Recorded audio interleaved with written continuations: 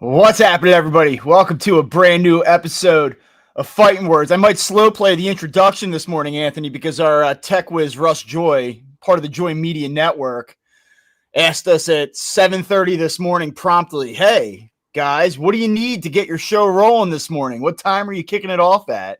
You respond a minute later, and then we haven't heard anything for the last 90 minutes. So hopefully Russ is okay, or he's taking a really nice, strong morning nap. And see, I'm watching the people come in online here. Again, slow build. Welcome. It's not totally miserable in Phillies land this morning. They take 2 out of 3 games against the Chicago Cubs, Anthony. Stabilize things a little bit, as I predicted. Yes. I don't know why you'd listen to any other podcast. Here we are. Not so bad. 10 games over 500. Some problems. Still some problems, some issues to sort through. But some good things this week, some encouraging things. Well, so we'll bring you in here ahead of a 3-game series against the Blue Jays. And I want to talk about what happened, but I also want to look ahead to what's about to happen, because I think this is a pivotal 3-series stretch of games for the Phillies coming up here. Yeah, I mean, I think the most important thing from what happened this past series against the Cubs was Jesus Luzardo got right. And to me, I think that's the one thing that kind of stands out more than anything else. And, we can kind of get a little inside baseball here and talk about the specifics of what he did. But the reality of it was, he was so good for the first 2 months of the season, then so bad for 2 starts, that it was 2 complete opposite ends of the spectrum. And to see the start that he had against a very good Cubs lineup tells you that those 2 starts were probably just a blip on the radar. And that's got to be a sigh of relief for Phillies fans, because if with everything that was going wrong for this team, if Jesus Luzardo completely falling off of a cliff in early June was being added to that, then there was some real worry. But now you look at it and say, okay, this rotation is still very, very strong, and one of our better guys figured out something and got back on track. So I think that was probably for the most important thing that happened this week for the Phillies. Cubs have the second best offense in terms of runs per game in the league this season, in MLB this season. And so you get what you got on Monday night from Zach Wheeler. A little bit of a delay, 10 days. Here he is. He looks like Zach Wheeler. And then you get what you get from Luzardo on Wednesday and kind of quell some of those mounting concerns about what we had seen. And now you step back and you look at it and say, all right, I've got Wheeler. I've got Luzardo. And I know the innings limit is or not an innings limit, but the workload and exceeding what he's done in previous years is a concern. And how will he hold up down the stretch? And I get that. I understand that. And I'm not saying that one start against the Cubs that looked phenomenal is going to necessarily mean that this is what we're going to see the remainder of the season. But I think that we can sit here and talk this morning and say, all right, I feel solid about him. Next time he takes the ball, I feel like he's going to give me a premium start. And so if I have Wheeler, Luzardo, and then the way that Suarez has been throwing the baseball and Sanchez, I'm 4 deep there, and I'm really strong. I mean, those last 3 guys behind Wheeler all profile as number 2 type guys in a rotation. And so that depth, even with the shaky Mick Abel mixed in, even with the uncertainty about Andrew Painter, which we can talk about a little bit later in the show, and then with Aaron Nola and his injury issues taking a little bit longer to get him back, there's still a lot of interesting options in the back of this rotation and things that are coming down the pipeline that when you supplement it with these 4 guys up front, it's why I keep coming back to that this is a playoff team, and though that they are frustrating offensively and they have their defensive issues and they make you want to rip your head out. The reason why I don't get too low to the point that I'm like, oh, they're screwed, it's over, they're not making the playoffs, is because I look at this rotation and I do believe, like, my evaluation of this rotation is that it's outstanding. I think it has the chance to, when it's all said and done, be the best, and maybe not statistically, but just in terms of the way that people evaluate it in September.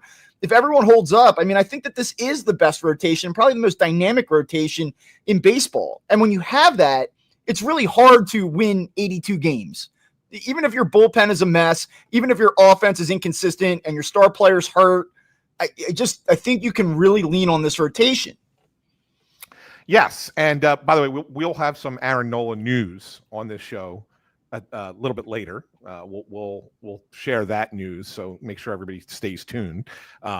Yeah, that'll be a mid-show reveal, right? Yeah, We don't want to make everyone hang on to the 51st minute, but yeah, we'll do that mid-show. But no, you're right, and that's why I felt like, hey, the first win against the Cubs, it was a crazy game, right? I mean, they were a little lucky. Let's be honest. I mean, that's the Cubs kind of gave it to them at the end there. It was just a weird, strange game. And Rob even said it afterwards, and he actually misspoke when he said they only scored 3 runs. They actually scored 4, but they had 19 base runners and only scored 4 runs. That's really, really, really hard to do. So they kind of got away with one there. And then after losing the game where Mick Abel kind of, looked human after his first 2 starts were out of this world, it was an important game, that final game of that series, in a lot of ways. And Luzardo was the key component of it, but them winning that game and Luzardo's performance changes the entire outlook in this moment of what we're watching. Like, if we're sitting here saying now they've lost another series, lost another series at home, Luzardo doesn't look good, and then you have the Abel slip up, and Painter has the hiccup the other night in the minors, and we don't know what's going on with Aaron, and then all of a sudden now the anxiety really starts to play up. And by the way, it was refreshing on Wednesday to see them hit the ball 4 extra bases. Like, that's a big part of this. Like, you talk about 19 base runners on Monday night. It's like single. Mixing in a double and a home run every now and then is kind of nice to see. It was refreshing. Yeah, we'll get to that too. But here's the thing that I want to talk about with Luzardo. So he was convinced that he was tipping pitches. He did a one-on-one with Scott Lauber in the Enquirer, talked about that, about how he was really convinced he was tipping pitches.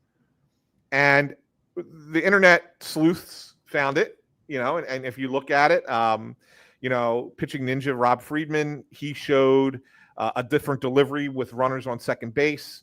There was another warmonger found that he had a different glove.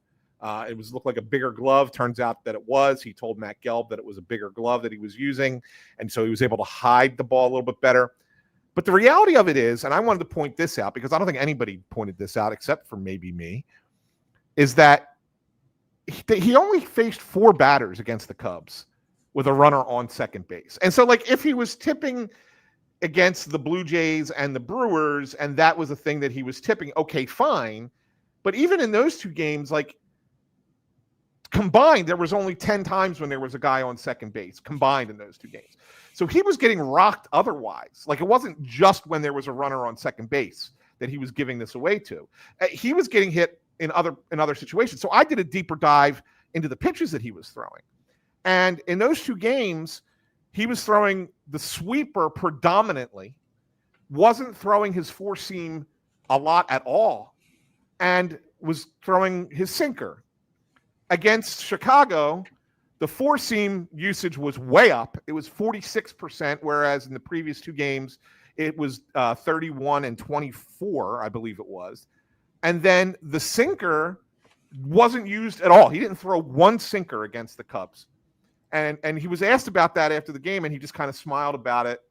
And, he didn't want to give anything away. And he said, we had a good game plan. And so, like, I think there was something a lot more to this than just I was tipping pitches when they were on second base. Yeah, no, I do agree. And so, look, I mean, I think that is certainly the headline here. It changes everything if you get him back to where he has spent most of the season. Then the other thing that looked a little bit different, and I will just say this, like, the Cubs are having a great season. Certainly they look like the team that's going to win the NL Central. I think there's a reasonable chance that the Phillies see the Cubs in the postseason. I respect what the Cubs have. They have a couple okay arms, and in terms of run prevention, they're actually allowing fewer runs per game this season than the Phillies are. So I can't sit here and tout the Phillies starting rotation and say, it's the pitching's a clear advantage to the Phillies went head up against the Cubs when they're allowing fewer runs Chicago. But it's why I kind of look at it and say, this team is not this team, like, it has a shot if it gets some internal improvements and it makes some moves at the deadline. It has a shot. I don't think that they're favored. I don't know that they're even a top 2 favorite in the NL, but it will be in the mix if they do the right things and they can kind of be in position to do those things when they get to the deadline. For as good as the Cubs are, like if the Phillies and the Cubs are going to play a 5 or a 7 game series, I'll take 3 games. I think it's just a toss up, but in a longer series, I'll take the Phillies all day over the Cubs. And like, I know everyone's in love with the Cubs and everyone hates the Phillies right now. Phillies suck. This team blows. Like, I get it. Okay. But I just think the Phillies are better because of the starting pitching. Yeah. The Cubs desperately need a starting pitcher at the deadline. Like, and they'll go out and do it. But like, are they going to? Yeah, they're going to go get one. But outside of Imanaga, like, that starting rotation is meh. And yes, the bullpen has been good so far. Not great, but good. I look at the arms in that pen and I go, yeah, not impressing me. They just don't impress me. All right. It's just, I don't know how much. I mean, look, their lineup is sensational. They have a very, very good lineup. Phillies did a nice job of limiting Pete Crow Armstrong in this series. The only hit he had was that extra inning double. Yeah. Other than that, he was over. So the Phillies did a really nice job against him, and he had been red hot for them. A lot of people are putting him in the MVP conversation. I think that's a little premature. I don't think he's that elite, but at the same time, he's been that good. Kyle Tucker's easily one of the best hitters in the game. They got some real good players in that lineup. Ian Happ killed the Phillies as a leadoff hitter in this series. Their concern with the Cubs is the pitching. And when you look at it, the Phillies should win a pitching matchup. There's a reason the Phillies won 4 out of 6 against the Cubs this year in their season series, and it's been primarily because of pitching. Yeah. When you go back and look at these games, the 4 games that the Phillies won, they got really good starting pitching, and that's what it came down to. So I do think when you look at how the teams match up with one another, if they face off in the playoffs, and by the way, winning that game on Wednesday, this is a footnote, but it's worth mentioning. If these two teams finish with the same record, the Phillies win a tiebreaker and would have home field advantage, except in the first round and except for in the wild card series.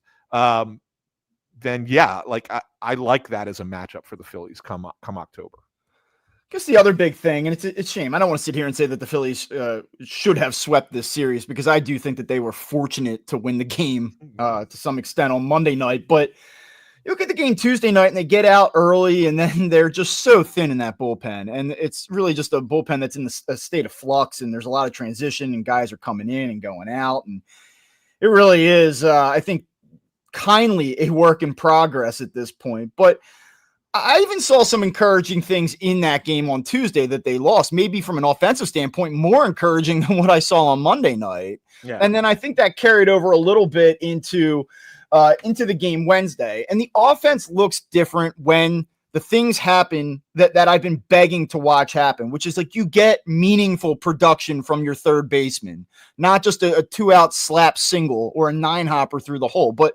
driving in runs. He had a key base hit in that game. He had a couple big hits on Wednesday. He drove in 6 runs in the final 2 games of the Cubs series. In the previous 35 games dating back to May 1st, he had driven in 14 runs.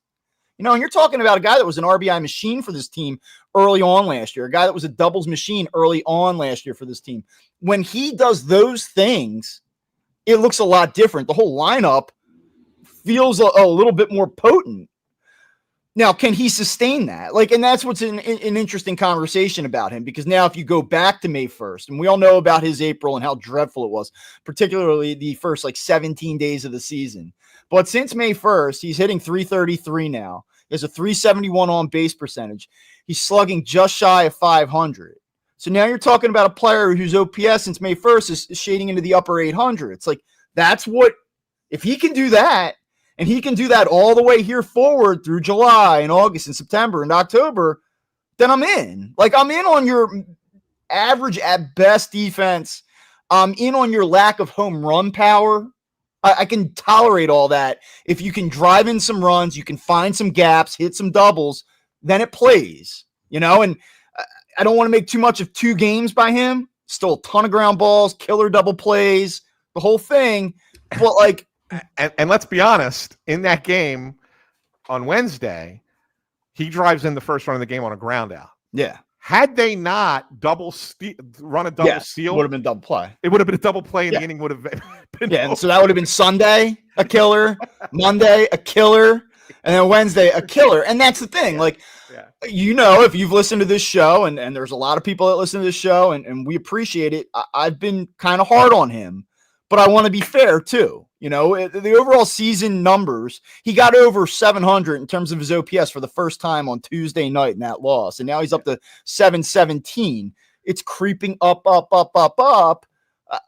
applaud that. Like, I applaud that he got off the mat. He saved the season. 283 batting average is certainly respectable, but can you be a more potent force in the middle lineup in terms of run production, in terms of finding gaps? Like, that's what it's got to be. And we'll see. There's some positive trends. I think if you look hard enough, it's pretty easy to pick it apart and still not feel great about it. But that's a huge development for the Phillies if they can stick there, because with Harper's uncertain immediate future, they need a run producer. And then the other part of that obviously comes out in left field. And through Monday night, you just look at Max Kepler and go, my God, this has gotten off the rails how bad this has been. And then he had a couple of okay games here to finish the series against the Cubs. And when that happens, like, you get just two guys even. You say, okay, this lineup isn't so dreadful. Yeah, and that's the thing. And I wrote a story about this before Wednesday's game. It was off the game Tuesday night. And of course, then they go out Wednesday afternoon and they put up 5 extra base hits, and makes my story sound stupid. But let's be honest. In those first 2 games of the series against the Cubs, they had 26 hits. 23 of them were singles. And I asked JT about it after the game, and I said, do you look at this as, after the way things had gone last week, where they weren't even getting hits? I mean, if you look at the Pirates series, I think they had 11 total hits in the series. 12, something like that. Do you feel positive about the fact that, okay, we've gotten 26 hits in these last 2 games, that things are kind of, turning back around? Or do you sit there and go, well, 23 of them were singles, we still need to be more productive? And JT said, well, you're always feeling better, when you're getting hit. I'm paraphrasing here, this isn't an exact quote, but you're always feeling better, when you're getting hits, and you can win games by just hitting singles. He says, we've had the problem that we've run into is we've not hit the big single at the right time. And I think that was kind of indicative, even though they won the game on Tuesday in extra innings, when you have 16 hits and you only have 4 runs, that's telling you you're leaving way too many guys on base because you're not getting them home. But also, and the thing this is where I disagreed with JT is, well, yeah, okay, you're right. You can win games with getting a bunch of singles, but wouldn't it be nice to not have to need that clutch single because you had a double that knocked in a run earlier in the game, or somebody hit a home run earlier in the game? So that way, when you have second and third and 2 outs, you don't necessarily need that clutch single because you got the runs already. This is also like a be careful what you wish for scenario, because you see the Phillies go out and crash and burn in the last couple of postseasons, and they had relied on the home run, relied on the long ball, right? And everyone's like, oh, it's so boom or bust with this team. It's all about the home run. Well, like, that's the value of the home run, is that it's a good thing. Like, home runs are good. And yes, like, on the flip side of that, if you're not going to do anything, then it will in time kill you because you lack consistency. But this isn't really about home runs are bad versus, like, I'll sacrifice power for guys that can just put the ball in play and move a runner. Like, no, like, it's still a hard game. You're not going to do that with 100% success rate. And in fact, you're probably not going to do it with a 60% success rate. Yeah, and so you need guys that can overcome situational mistakes by hitting a 3-run homer. Like, this city went so far the other way. Like, Phillies fans went so far the other way, like, anti-home run, as this team has progressed over the last couple of years. Like, oh yeah, they scored 7 runs tonight, but 3 of them 5 of them came on home runs. I'm like, that's good. That's a good thing. Yeah. Yes, like I agree. Like I would like them to put the ball in play more with 2 strikes. I would like them to move a runner, get a runner home from third, fewer than 2 outs. Like I get all that, but like home runs are good. Slug is good. Go back and look at the World Series champions of the last 10 years. You're going to find that most of them slugged at an elite level. Yeah. 100%. It's about striking the balance, Bob, really. And that's what it comes down to. You can't be all slug, no situational, and you can't be all situational, no slug. What was it, the 85 Cardinals? Yeah. They were the only team, I think, really in the history of the game. Yeah. I mean, I guess the most recent example of a team that didn't have a ton of slug, but did it with on base and singling teams was like the Royals in 2015. Like, I mean, that was probably the closest or most recent example. But like you said, that's a decade ago now at this point, right? You look at the last 10 otherwise, you're going to find teams that just hit the ball out of the ballpark. And that's, so you do need that element. And you're right. I mean, the point you made when you just say, you get Bohm and you get Kepler going in the right direction, just for a couple games, it's just evidence that you just need a couple guys to be going, right? You don't necessarily need the whole team to be hot. You just can't have the whole team be cold. You need guys kind of going. And on Tuesday and Wednesday, Tuesday. I mean, he scored 4 runs Tuesday. Bohm and Kepler looked a little bit better, and that's a good thing for the Phillies. So I think that's there have been some positive signs. Again, the Cubs don't have the greatest pitching. They're not going to get great matchups. Are they going to get good matchups this week against Toronto? I think. Barrios is the one guy who gave him a hard time up in Toronto, but I like their matchups in the other 2 games. And by the way, you counter with Wheeler. I mean, so you're at home, you need wins. You owe this team one from last week. Like, it's funny you bring this up because it kind of leads me into the conversation I want to have. A lot of times we react to what has happened. I really want to be a little bit more forward focused on this particular show. Like, the Toronto Blue Jays are having a good season. This is a quality team. I don't think the Phillies are going to sweep the Blue Jays this weekend. I don't, because I don't believe that the bullpen and the offense are going to both do their jobs 3 straight times. Like, I believe that Suarez, Sanchez, and Wheeler will do their jobs this weekend, reasonably speaking. But I don't know that those other 2 facets are going to combine for the consistency needed to get a sweep against a good team. But though I don't believe they will sweep them, I think they should. I really do. Like, I look at this and I go, like, I'll take Suarez at home over Gausman. I will take Sanchez all day over Francis tomorrow. Yeah. And I'll take Wheeler against anybody. And to me, like, if you could have that type of weekend and you wake up Monday morning, now you're 13 games over again, I think that it undoes a lot of what we have seen over the last 2 weeks. Like, they stopped the bleeding this week, but then you can kind of get back to saying, all right, I actually feel pretty damn good about these guys again. Don't they do this regularly, Bob? Well, this is why I said they'd win 2 out of 3. I mean, they're against the Cubs. This team blows. It's over. Blow it up. The whole thing's wrecked. And I'm like, they'll win 2 out of 3 against the NL Central leading Chicago Cubs that everybody's in love with. But this is what they do. They actually hit their every time. Go back to this whole run starting a few years ago in 22. Every time they had a bad stretch, and when I mean bad stretch, lose 5 in a row, lose 9 of 12 or whatever it was, they come right out of it and they go on a run. And it's just what they do. They undo the poor play, and they get back to where they were, and then they start to get better again. Or sometimes they play 500 or whatever the case might be. But they do go on. Their big stretches seem to follow bad stretches. It just seems to be a thing. And so I'm going to stick my neck out and say that they do sweep the Blue Jays this weekend.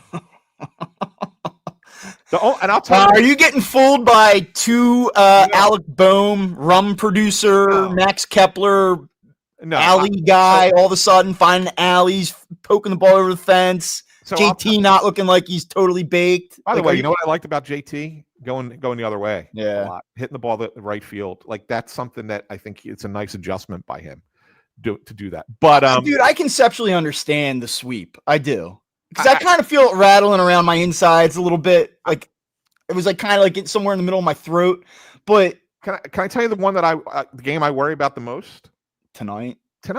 Yeah. tonight. And it's not because I want to talk about Ranger because I think that he's an important figure right now for this team and really kind of figuring out where his importance fits in going forward. But I think like if there's a game like Gossman's like the middle of the three pitchers that they're going to face. Barrios obviously the best. Bowden Francis stinks. I think they're going to smack him around tomorrow. But they did already up in Toronto. I think they'll do it again. I just feel like this is a game that's kind of close, and this is the one where maybe the bullpen blows it. Whereas I think in the other games, I just like different aspects of the game. I just needed things to breathe a little bit. So I don't want to spend a lot of time talking about the bullpen today, which is why I didn't spend a lot of time talking about Bohm. And it's why I don't want to talk about Bryson Stott, because some of the concerns were the concerns on Monday and were the concerns the week before, right? So I think some of these topics, just for the viewers. Yeah. Do you see this? This is by the way, this is the Phillies Spanish language announcer, Oscar Budahan, checking in. You can tell us, great job, guys. Sweep Toronto. This is what happens when you give Anthony a day off. Anthony got some sleep last night. Birds are chirping. He's got the Phillies offense back on track. Strom's going to lock it down and not give up a key solo home run, back-breaking home run late. Romano's going to find revenge against his former team from last week's hiccup. It's all good. Yeah, that's the reason I can't get there, right? Like the bullpen, I get it. I don't think that the offense is good enough to run away from the Blue Jays, and then you're asking the bullpen to protect 3 leads, and I'm not. Well, I don't think that they're going to. I really don't think they're going to have to protect one tomorrow. I really don't. I think tomorrow's lead is going to be big enough that. All right. So Anthony Sanfilippo says Phillies money line, run line tomorrow. Tomorrow, money line tonight, run line tomorrow. There you go. Okay. There you go. So I look at the standings, and I know it's kind of silly to get too deep into the standings in the middle of June, but it's not that early. Yeah. And the Mets did what they needed to do against a very, very soft spot in their schedule. You get the White Sox, you get the Rockies 2 times. You got the Dodgers in LA, which they split, although they saw the Dodgers JV starting pitchers. And then you come back home and you sweep the Nationals, who've played pretty well. The Nationals, who are ahead of the Braves right now, in fact. And so I give them credit for that. And one of those was a come-from-behind win, the first game of that series. And the Mets just aren't losing. And they're getting UPS drivers and trash truck dudes to just come in off the street and throw up zeros. I don't get it. I don't know if it's like black magic, dark arts. Like, I don't know what it is, but that rotation's been really good. The bullpen has been really good. They just don't give up runs. Offensively, it's not a deep lineup, but they find ways to win. They find ways to score enough runs, and like they're not losing. And they have a 5.5 game lead on the Phillies right now, when the Phillies 2 weeks ago had a 2.5 game lead on them. Like, they've lost 8 games in the standings, the Mets, over the last 15 days, which is pretty devastating free fall. So I look at this upcoming stretch. Let's first look at what the Mets have. They're at home this weekend against the Rays, who are a decent team. Then they go to Atlanta for 3, which I think is a last stand for the Braves. The Braves this week, I don't know if Brian Snitker's there if they don't figure it out in the next 7 days. Then they come to Philly for 3, and then they're at home against the Braves for 4. So they go Rays at home, Braves on the road, Phillies on the road, Braves at home. Phillies, meanwhile, have Toronto this weekend. They're at Florida or Miami for 4, and then they have the Mets at home for 3, their next 10 games.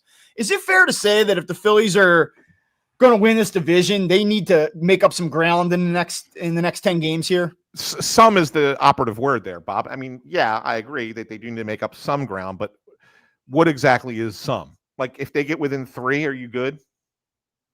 Yeah.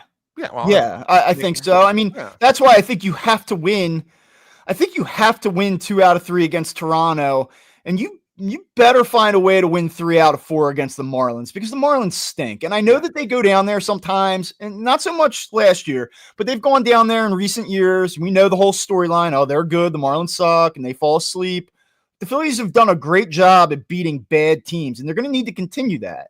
So to me, if you can get through the next 7 at 5-2, and then find a way to win the series against the Mets, which you need to do. Like, we've reached a point. I know we talked about this in April where we said that series wasn't that important.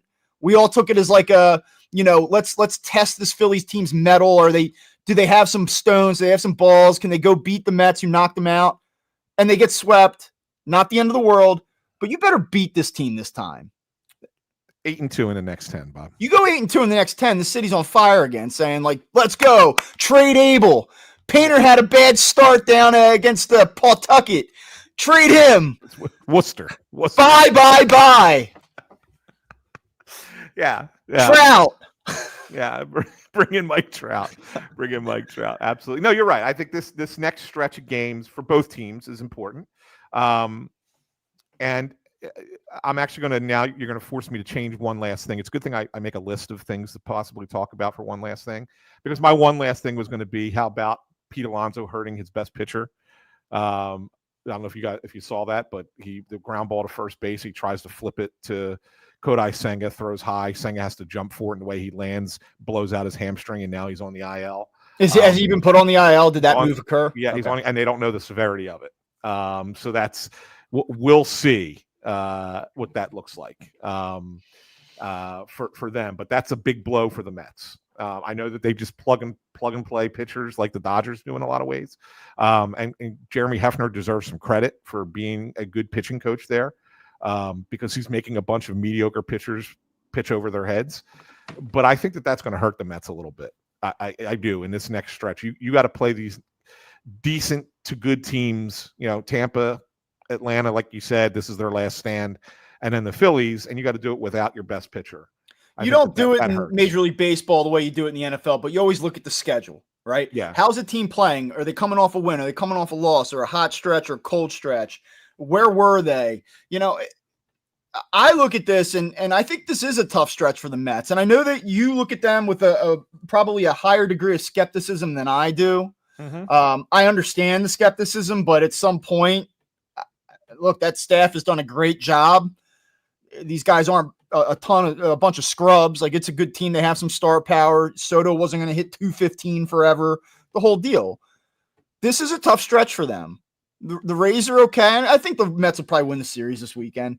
But you get a desperate Braves team that has a lot of pride, has a lot of experience, has a lot of talent still, and you get them for 7 games in a 10-day stretch, and they sandwich a Phillies team which would like to show you one and needs that series pretty desperately to stay within arm's length of the division. So you look at the schedule in the context of it, tough spot for the Mets here. And if they get through this, then I say, oh, wow, okay, they're going to win the division. Like, if they expand their lead by the end of next Sunday against the Phillies, I say this team's probably going to win the division. And I know September 2008, they blow the lead in 07, 7.5 games of 15 days left. I understand. I know mathematically speaking, you can make that ground up, but I don't know. At some point, I think you have to say that they are the likely team that wins this division. Now, how much does that matter? I don't know if it matters at all. Just get in.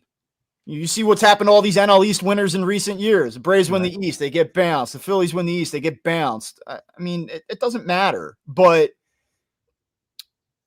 I'd like to see this team win the division. I'd like to see them fight for the division. I don't want to see them 9, 10, 11 games behind the Mets in September, and you've punted on a division title and say, as long as we get in, it's all good. Like, let's compete here a little bit. So there's a fine line between not winning the division being the end of the world and like compete a little bit. Yeah, I agree.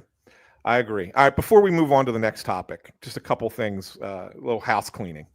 First of all, our video editor, Amadeo, checks in. He says, I would have loved to know the thumbnail information before you all go live. Amadeo, we sent it to Russ. Russ has apologized now profusely. Yeah, the good news is that Russ was able to apologize 23 minutes after we started the show. Yeah, so he somehow missed the text message that was sent to him 2 minutes after he sent. Just so you know, it wasn't us. It was him. But also, we have an announcement to make. Bob, you and I will be down at the ballpark tomorrow, really early, to record an interview with Aaron Nola. And we'll put it out on Monday with part of Monday's show. But we're going to sit down for an extended conversation with Knowles and really kind of dive into a lot of things, a lot of topics. We'll look back at his time, his 11 years here, but we're also going to look at this season and the rough start he got off to and how he's dealing with the injuries and things like that. But thanks to the Phillies and Aaron Nola for giving us his time, and we're going to have him on the show. So what do you want to know from Aaron Nola? Drop it in the comments. Yes, what would you like us to ask? Are you going to be accountable for your start this season? We're going to ask the hard-hitting questions. No, I mean, in all seriousness, though, it'll be a conversation, pretty wide-ranging, I would imagine. Yeah. And we will certainly touch on some of his struggles this season and some of his struggles just in general. And, maybe poke around where he's at mentally right now and how he feels about the remainder of the season as he works to return. So I'm looking forward to it. It's an interesting interview for this show in particular, because yes, I have been somewhat critical of Aaron Nola over his tenure here, and I will tell him that tomorrow. I won't shy away from that. Right. But it'll be interesting. I'm really looking forward to it. As much as I'd like to see him out there right now and pitching well, it's for us, it's kind of a unique time to get him on the show. Because things have not gone well, and he is hurt, and there are a lot of questions about his immediate future here, and what he's going to be able to do and when he's going to be able to return. So I'm looking forward to it. I think it'll be a good chat. Yeah, I think it will be a good conversation. And one thing I can promise everybody is, as someone who talks to Aaron a lot, he's a very thoughtful guy and gives lengthy responses. So we may not have to have that many questions because he gives nice. He's going to control the clock tomorrow. He's going to run the ball. Yes. He's not going to let me get into so is your velocity going to be back up when you return, or are we going to need? He's going to do ball control. He's very good at ball control. He's a game manager. That's what he is as a quarterback. He's a game manager. Yeah, that's good. I'm looking forward to it. We'll be down there tomorrow. That'll be available probably the beginning of next week, I'd imagine. Yeah, we'll have that on Monday. All right. One guy I wanted to talk about, Bob, is Ranger Suarez, who starts tonight's game. Not Otto Kemp? No Otto Kemp first impressions? Yeah, Otto Kemp. I mean, is Otto Kemp. I mean, he's a guy. Is he a quad A guy? Or is he a little bit more than that? That's what I want to know. Early, he might eventually. So here's the thing that I really, really like about Otto Kemp is at every level that he's gone to, you would have thought, okay, this is where this guy's going to stop. Because, I mean, what is he? He's an undrafted player, right? And doesn't have a good position. He doesn't play defense well at all anywhere. He hits a little bit, but let's see. Wait till he gets to the next level. Wait till he gets to the next level. But at every level, he's surprised and he's impressed. First impressions, look, I'll tell you what the most impressive thing was about Otto Kemp. He did not look overmatched against Paul Skeens. That was the most. Yeah, work the walk. Yeah, I mean, I thought his at bats were pretty good against Skeens, and I actually even asked him about that on Tuesday. I said to him pregame, I said, to be honest, was that the best pitching you've ever faced in your life? He said, yeah, but I was surprised by how I did against it. He's like, I didn't feel overmatched. I thought I was going to get my doors blown off. Yeah, and I was like, really? He's like, yeah. He's like, I kind of felt good about it. Like I even it's 0 for 3 with a walk, 0 for 2 with a walk against Skeens. Like I guess he's like I felt good about it, and then he goes out and has a really good game in his first game here. And I wonder if that's a little bit of a confidence thing. Like, you know what? I just faced the best pitcher on the planet, and I didn't get my doors blown off. Can I just say this? It is important for the Phillies to find some additional offense. So if he can be a productive player in the short term, that would be massive for this team because they desperately need it. But I'll give you a different thought that I had as I was watching him the other night. This is a great story. Undrafted free agent. Nobody had any expectations for him and his evolution to the major leagues. He's here now. If this guy plays well, it would be massive for the story of this team and the feel of this team. And maybe not for the guys in the clubhouse, but for the fans. Because You go back and you look at 22 and the daycare, and this is so much fun. And Marsh, he's a crazy zany Brandon Marsh with his long beard, and like here's this kid Stott, and Ranger, he's the man. Nothing gets to him. There was like this love from the fans, and like this like genuine love. Like, not only do we want the Phillies to win the World Series because we want the Phillies to win the World Series, we want these guys to win the World Series because I love these guys. And whether it's fair or not, this team, these personalities, and we've touched on this thing has gotten a little bit stagnant. The storylines behind these guys and just the things for the fans to latch onto, it's sort of dried up a little bit. Doesn't mean that people don't love Zach Wheeler. Doesn't mean that people don't love Kyle Schwarber, Bryce Harper, name your player. But it's could use a little spice. That's all. And this guy, and if he comes in and he can give them something, it would be a story for the fans to latch onto and maybe kind of revitalize the vibe around. I don't mean the clubhouse vibe, but I mean the vibe and the way that this city is consuming this team in this moment. Yeah. It's a lot like when you get angry at family, right? I mean, that's what this feels like when you're frustrated with this group of Phillies. You feel like you're mad at your brothers or you're mad at your cousins, right? That's what it feels like.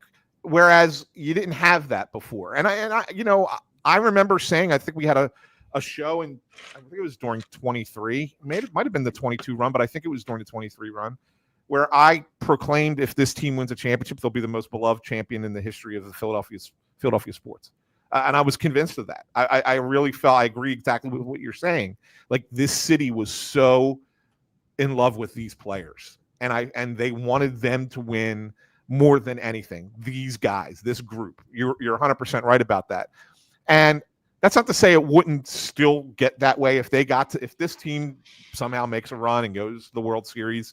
I think that feeling will be back again just because of who they are, but it's missing right now. And so to add something in, and it doesn't, Otto Kemp could be the guy. Maybe it's Mick Abel, maybe it's Andrew Painter, whatever. Maybe later in the year it's Justin Crawford. Who knows, right?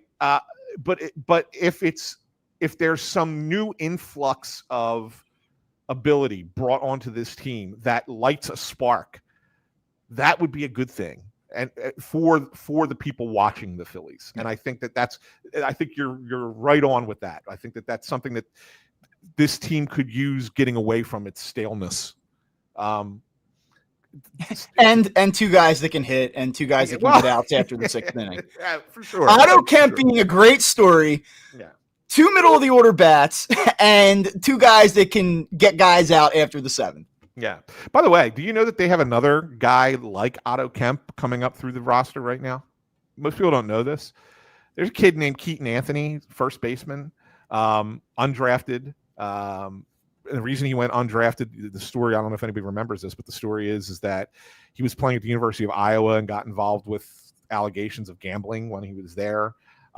Ends up going undrafted. Philly signed him, and he's now skyrocketed through every level. He was hitting 330 at Reading, with a 9.0 something OPS. Came up, and I didn't check see what he did yesterday, but I know in his first game the other day he went 2 for 5 at AAA. Very similar path to Otto Kemp for different reasons, obviously. There's a reason he wasn't drafted. But anyway, just another name to keep an eye on down at AAA now that's playing first base for them. So very good. All right. Now I will let you get to Ranger Suarez. Then we're going to do one last thing, and then I'm going to attend a meeting at 10 o'clock sharp. So Ranger Suarez, he's been really good since his first start, right? I mean, really good. Every start that he's had since then has been sensational. Is he right now? And this is what I told Tim Kelly this over at On Pattison. Is he right now their second best pitcher in the moment? Yeah. I mean, it's a tough question. I love Christopher Sanchez. So, in the moment, yes. Right, because Sanchez, in the moment, yes. Sanchez has been a little inconsistent. If I had to have one guy the remainder of the year, I'd probably hitch my wagon to Sanchez. Yeah. But right now, yes. Okay. So with that said, we've talked a lot about move Ranger to the bullpen, whatever. There's a crazy faction of people who want to trade him at the deadline because you're not going to re-sign him. That's not going to happen. But it does beg the question: is what is Rangers' role for this team, considering his importance right now? Where does he fit, and how important of a player do you want him to be for you going forward? Is he absolutely gone at the end of this season? Well, I mean, that's a good question. I mean, I don't know how you bring him back. Oh, okay. I don't mean to steer this conversation somewhere that it's not supposed to go, but no, it's fine. Is Kyle Schwarber absolutely back? I mean, No. I hear that if they let him get to the market and they'll match it, okay. That doesn't mean he's going to necessarily come back. Maybe Kyle Schwarber gets to the end of this season and says, I don't feel great about where I got another 3-4 years. I'm not totally sure that the Phillies are going to be that team the next 3 or 4 years. I love what the Cubs are doing, a place that loves me. I would go back there. Yeah, I don't know what he's going to do. Yeah. I just don't know if we're in a situation where it's an absolute slam dunk, especially if they let him test that he's back. And if he's gone, I don't know. What if Ranger Suarez wants 4 years, $80 million? I know it might be more than that, but let's just say that's the contract. Is he definitely gone? Yeah, no, it's a great question. I guess you got to look at it and say, what's that contract going to look like? And I don't know. And considering you have, still have a couple more years of Wheeler, Sanchez is locked up, Nola is locked up. You got Painter coming. You probably don't bring him back as a starting pitcher. You probably don't, and he's going to want. And someone's going to sign him as a starting pitcher and right. give him a starting pitcher contract. I mean, That's going to happen. Yeah. Yeah. So I mean, but I look at it and I say, in the moment, to me right now, he's one of their top 5 most important players right now. This could change and probably will change as the season goes along. But on June 13th, he's one of their 5 most important players. How do you figure out where that level of importance I think plays out for him? To me, in a perfect world, he's in the rotation, crushes it, and then you probably pull the plug very late September and convert him into a bullpen piece if you cannot rectify that bullpen in other ways. Otherwise, in a perfect world, I just keep him in the rotation. And, I have him as a piece still. I can use him series to series, evaluate how I want to use him. His flexibility, his versatility is what makes him, in some ways, I mean, he's really damn good. And I don't want to diminish you give him the ball, and most times he goes out there and he competes and he's good. So I don't want to just say, oh, well, his true value is in his flexibility. But I mean, that is an added plus to this equation. The thing that I would come back to, it's Abel got hit against Toronto, and he was able to escape pretty much all damage, except for the 1 run. He was not great against the Cubs. I'm not going to kill him for that. He competed. He got a big out there in the 4th inning to kind of keep them in the game at that point. I thought that was really encouraging from a mental makeup perspective. But McAbel probably isn't going to go out and pitch to a 2.5 ERA so long as he's in the rotation. That's probably unrealistic. This is a guy 2 months ago that people were ready to kind of just be done with. And now they're like, oh, yeah, McAbel, maybe he's a future number 2 in a rotation. I'm not saying he's not, but let's not get carried away here. Andrew Painter, more to my point, Andrew Painter has so much hype around him, and deservedly so.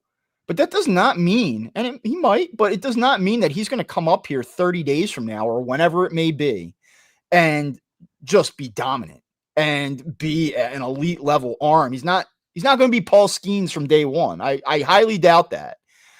And so I know that people think that they have all these other solutions, and thus Suarez is a spare part that you could trade off or turn into a setup man. But I don't think it's going to work that way. And we've already seen some dents in that theory over the last 3 weeks. I mean, just rewind 3 weeks ago. Oh, they got Abel, they got Painter. He's untouched. He's going to be unbelievable. He might be better than everybody but Wheeler right away. I don't know that. We don't know that. Nola's going to come back. Oh, he's only going to be on the IL for 10 days or what? 15 days. He's going to be out 2 months. So we don't know what he's going to look like when he comes back. Yeah. Ranger Suarez is far more important. I think it's almost disrespectful the way that we've talked about Ranger Suarez as a fan base, as a media group. Like, oh, well, maybe he can get some outs for you in the 6th and 7th because your bullpen sucks. Well, or maybe he's their second best starter. I don't know. It's interesting. That's my read. I mean, you're asking me what I think. That's what I think about Ranger Suarez in this moment. Now, maybe he goes out tonight and gets his doors blown off. I don't know. Yeah, but it's interesting to see how this plays out. Like this is a kind of almost becoming a little bit not by the Phillies doing or not by Rangers doing, but it's becoming a little bit soap opera for us. Like, where does this happen? Maybe not soap opera, but maybe it's more like mystery. Yeah. What's next? Like, where does this go next? What's the cliffhanger? After every start, it's a cliffhanger. Yeah. I'm just curious because I think that he has a level of importance right now that's probably higher than most people realize. And I'm just curious to see how he maintains. Look, if he keeps pitching the way he's pitching, how do you take him out of the rotation? You don't. Right? Like you don't. And then, but does that impact what you do? Because you're thinking, well, we're going to put this guy in the bullpen. Well, if he's pitching the way he's pitching, which is back to the way he was pitching at the beginning of last year, you would never take that guy out of the rotation. So how does that impact what you're going to do in the bullpen? Like, I think that there's a lot tied to Ranger Suarez right now for the Phillies, and they got to figure it out. And it's a good problem, but it's something that they still have to figure out. Last thing I want to ask you about the Phillies, because we didn't have it on the last episode, and I think we need to have it here. The center field report. Well, I mean, Brandon Marsh was hitting, and then he got hurt. Yeah. So I don't know. He looks like a hyperextended elbow from a hard tag. Is he going to be okay? So I don't want to do the center field report if Brandon Marsh isn't going to be okay. I don't want to make a fart noise and then this guy goes in the IL later today. No, well, they said he's day to day. As you know, when the Phillies tell you that a guy's going to be out for a couple days, he's only out a couple days. Like that's. Well, look, he got hurt on the one play, and then he went out and hit an opposite field double before he pulled himself from the game. All right, give me 1 second here. I want to set this up because I want to make sure that I have this correct as I get into this. Let's just see here real quick. Bringing up the old center field number. Okay, yep. It's time for the Phillies center field report. All right, our update. Yes, Brandon Marsh is hurt. Hopefully not anything more than 1 game absence and a day off, and he's back grinding this weekend for the Phillies. He is swinging the bat a little bit. But in sad news, Johan Rojas, everybody's favorite outfielder who, if you just give him more at-bats, he will hit. His OPS is now down under 600. He's at 592, hitting 230. His last 30 games, Anthony, he's hitting 158. With a 226 on-base percentage and a 228 slugging percentage. That's all. I'm not going to editorialize. I'm just going to give you some numbers, and we can move on. I don't know if you have anything you want to add to that. Well, Marsh, I will say this. Marsh has actually, since he's come back from the injury, he has. He has swung the bat very well. He's against right-hand them in center field, but he is hitting. He can't hit lefties still. Yeah. But I think that he's done well against right-handed pitching. Yeah. And so you got to give him credit there. Play the hits, man. Like I feel like I could be like one of those dolls from like the early 90s where you pull the string. Like Brandon Marsh can hit righties and he can play corner outfield for you. It doesn't that's okay. That's good enough. It just he's not just can't play him in center field. That's all. Yeah, that's all. That's right. You're right about that. All right, one last thing, and I know you got to go. Yeah. Just want to get your thought on, and it was originally going to be the Kodai Senga thing, but since we already talked about that, I just wanted to get, because I thought it was hysterical, this whole Hunter Dobbins story. Did you follow this? Yes, I did. But the pitcher from the Red Sox who was talking about his dad, Lance Dobbins, why he hates the Yankees because his dad was there and didn't, was drafted twice by the Yankees, didn't like how it worked out, ended up getting traded to the Diamondbacks. And then the New York Post does a little deep dive and says, yeah, no, guy was never drafted by the Yankees, wasn't traded to the Diamondbacks. He was on the Diamondbacks, played with the Diamondbacks organization, but never was affiliated with the Yankees. Yeah, he was good friends with Andy Pettit. He told him. Yeah, good friends with Andy Pettit. It was right. So how do you? And then he he had to kind of cover it, And it was like, I'm not going to fact check my dad. Like, I just love that you have stuff like this that gets added to traditional rivalries like Red Sox Yankees. Yeah, I mean, like the dad just lied to the kid, right? Yeah, you got to think, right? That's the only explanation. Like he spiced up a story that was otherwise kind of It wasn't just good enough to be like, I got a little like cup of tea in pro ball at some point. I got drafted. I played for I think he was in the Diamondbacks organization, right? Yes, he was with the Diamondbacks. That wasn't a good enough story. Actually, I was very involved with the Yankees, and I didn't like them, and I was really good friends with Andy Pettit. I mean, come on. It's very bizarre. Yeah, it was very weird, right? But yeah, I kind of. Speaking of that, I got around to last night. By the way, ironically, I was watching The Comeback on Netflix, the 2004 Red Sox. Yeah, it's a 3-parter, and I've seen it. Yeah, I missed it at first, and I was just scrolling through last night. My wife went to sleep early, and I was like, "Let's try this. Pretty good." One in. Yeah. Oh yeah, it's great. Grady Little. The Grady Little thing was awesome. Look, Millar is tremendous. Yeah, in this the more you watch it, there's some great Pedro stuff in there too. Like really, really, really good. It's certainly, if you have not seen it, definitely check that out. All right, I know you got to roll, Bob. So with that, I will get us out of here. Don't forget to subscribe to Fightin' Words. Thanks for joining us here on another episode. Subscribe to us on Apple Podcasts, Spotify, Amazon Music, Pandora, wherever you get your podcasts. But the best place to find Fightin' Words is right here on YouTube, where we stream live twice a week. Make sure that you subscribe. You can click the thumbs up, ring the bell. Make sure you never miss a show. You'll get an alert whenever Bob and I come live. And if you're listening to us in a podcast feed and you want to say, hey, where can we find them on YouTube? It's youtube.com/@FightinWords. So don't forget to join us on Monday when we'll be back to recap the Blue Jay series, but also to share with you our sit-down extended interview with Phillies pitcher Aaron Nola, which we'll be recording tomorrow down at the ballpark. So for Bob, I'm Anthony saying thanks for tuning in to Fightin' Words. Have a great weekend, everybody, and we will see you on Monday.